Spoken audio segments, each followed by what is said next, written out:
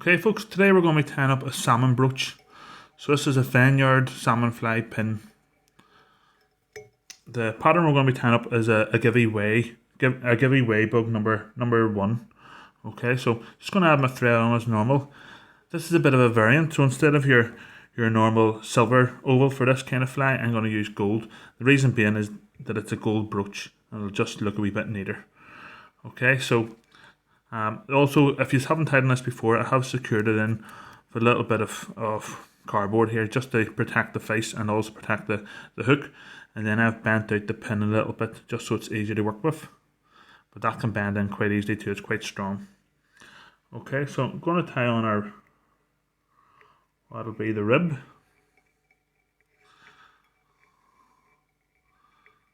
Or sorry, not the rib, the tag. Okay. And I'm going to tie as close as I can to the pin changing there, just to give a nice size of the tag so it'll look nicer. This isn't for fishing, this is just as a gift. Okay, and then touch and turns. Just put in your oval there.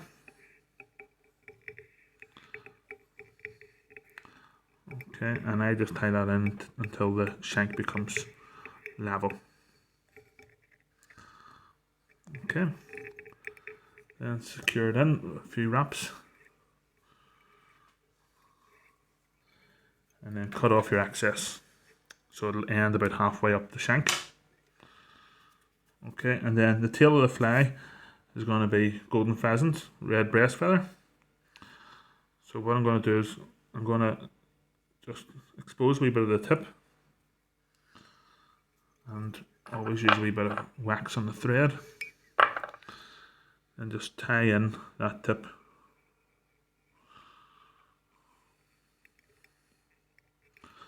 Okay, I can trim off my excess now because there's plenty of turns to hold that in. And then just with a damp finger, just spread those fibres inwards so that they point in towards the stalk.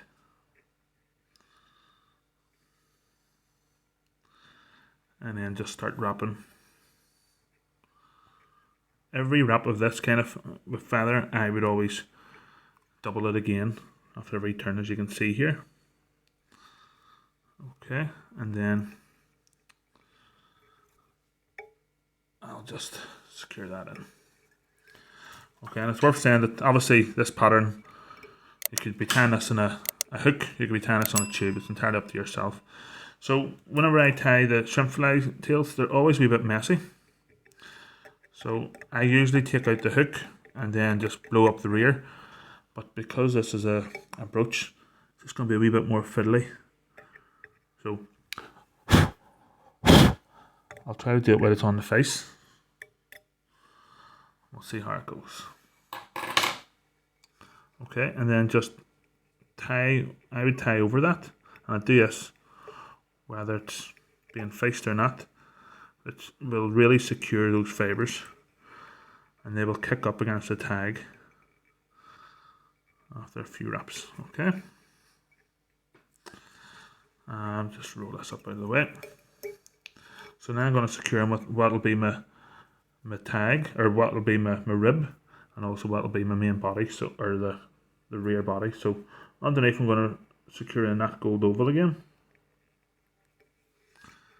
Okay, so that gets secured in as I go down, and then I'm going to use orange floss for the rear body.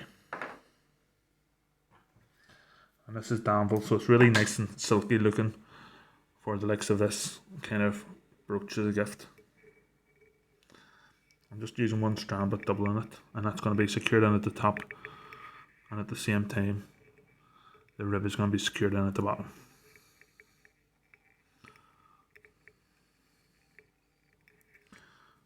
Okay, just level it on a wee bumps, just so it looks well.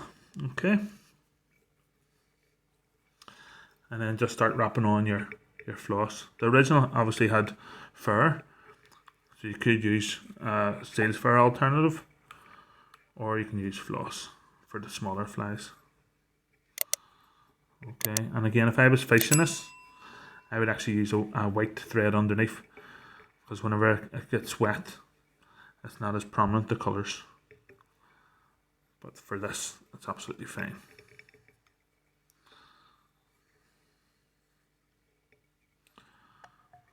Okay.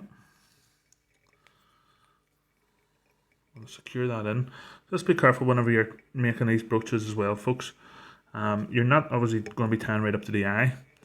So this is actually probably about halfway up the shank. But in reality, it's about 2/3, because I'll be finishing up at this section here. And then follow it up with your gold oval.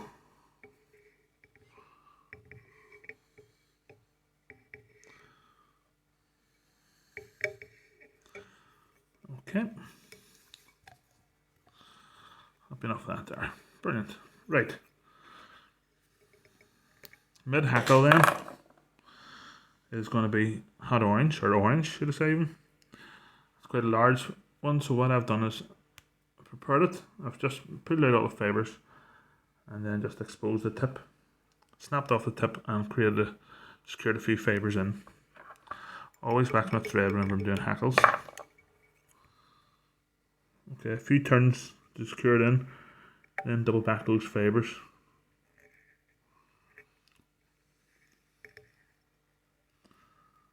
Okay.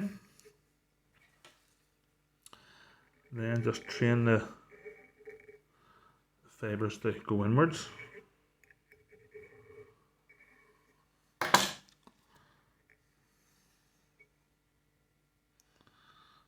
Okay, and then just start winding on your hackle.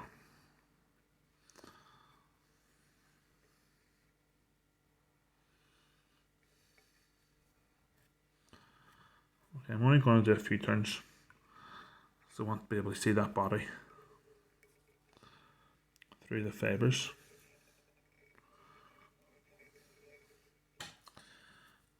Okay. Now then for the front, I'm going to use black. So again, I'm using Danville's, just a real nice sheen to it. Okay, it's a bit of a tangle on the desk, so instead of using one strand, I've actually just cut off 2 strands, which is fine. And that's at the top, and then I'm going to use gold oval again underneath, which will be the rib.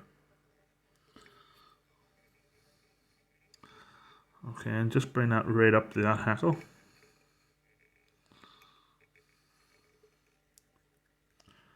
And then just bring it down the body again, making sure that you give enough space for a head where the brooch will end. Okay. And we'll just start winding our black floss and touching turns.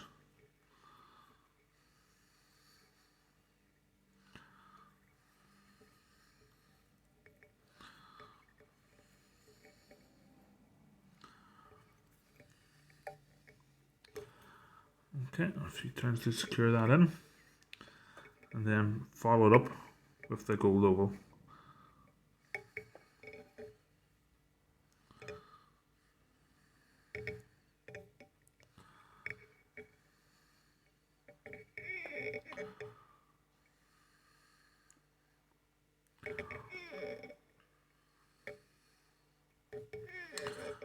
Okay.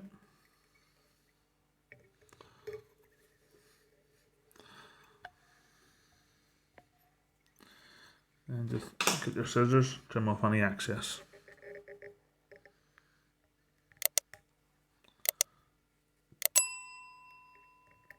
Okay, now the fly has jungle cock on it, and it's roofed. So what I've done is, if I can find the jungle cock on the table here, what I've done is quite large feathers, so they're more prone to breaking. So I've just put a wee drop of varnish on both sides. That'll make it more secure, but it'll also give it a nice sheen, an even nicer sheen as a gift. Okay, so just I'll put those in just below what would be roofed.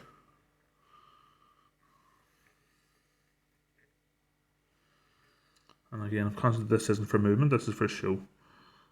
So I don't have to be as fussy as I would normally be.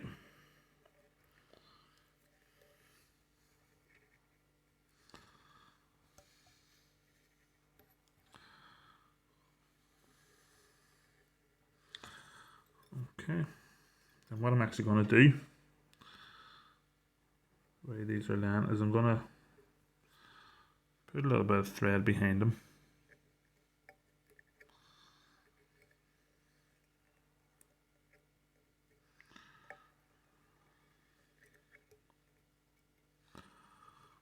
And that'll just help kick them up and maintain kick up.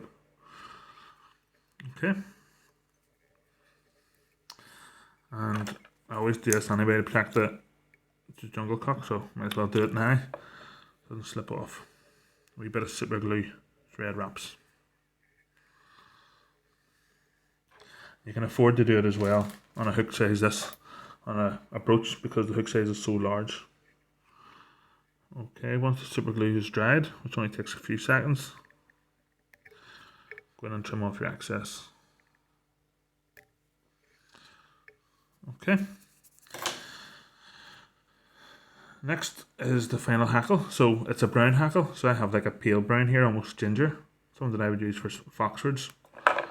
And again, I've broken off the tip and exposed a few fibres. And if I get this in time, I'll actually be tying into that tacky super glue, which will give me an even more secure hold. Means I won't need to use my wax. Okay, then just those fibres pointing forwards. Just bend those in.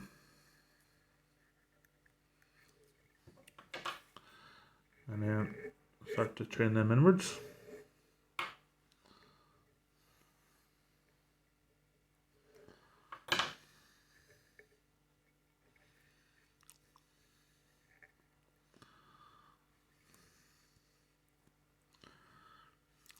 Okay, and again, because this is a gift, I'm a wee bit fussier than normal, and I want to ensure that it's well spread, so I am actually doubling the hackle after every turn.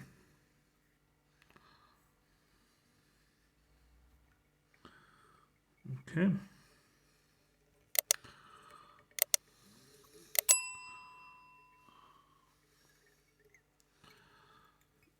fact, I'll do that last wrap here.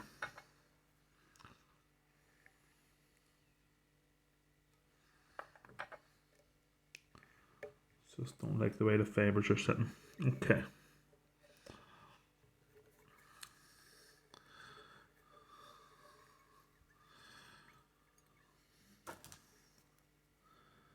Then I'm going to cut off my excess. And then I'm going to just start building up the head. You want quite a large head for this because again it's for show. And I'm going to use plenty of super glue as well. Make sure that there's no thread slipping or anything like that there.